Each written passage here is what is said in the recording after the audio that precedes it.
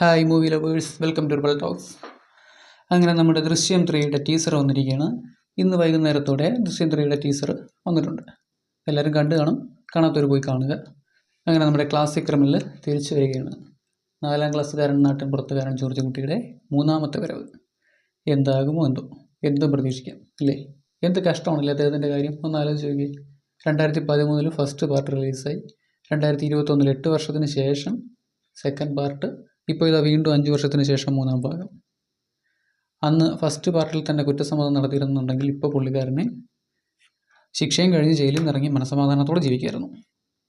പക്ഷേ ടീസറിൽ അദ്ദേഹം ഇപ്പോഴും ചെയ്ത തെറ്റിൻ്റെ കുറ്റബോധവും മനസ്സിലിട്ടുകൊണ്ട് ജീവിക്കുകയാണെന്ന് നമുക്ക് മനസ്സിലാക്കാൻ പറ്റും.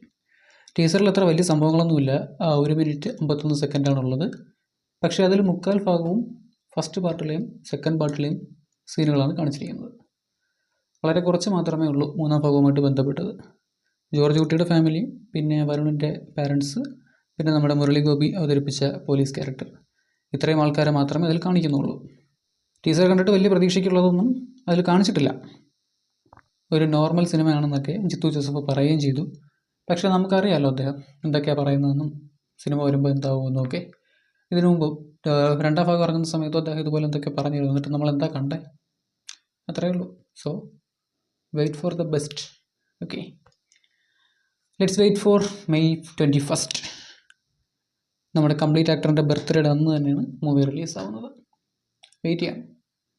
പിന്നെ എന്നെ സംബന്ധിച്ചിടത്തോളം ദൃശ്യത്തിനൊരു പ്രത്യേകത കൂടിയുണ്ട്. ദൃശ്യം ഫസ്റ്റ് പാർട്ട് ഞാൻ കാണുന്നത് TV-യിലാണ്. സെക്കൻഡ് പാർട്ട് OTT ആയിരുന്നതുകൊണ്ട് തന്നെ ഫോണിലാണ് കണ്ടത്. അപ്പോൾ തിയേറ്ററിൽ എക്സ്പീരിയൻസ് ചെയ്യുന്ന ഫസ്റ്റ് ദൃശ്യം പാർട്ടായിരിക്കും 3. So I M waiting. കാണാം.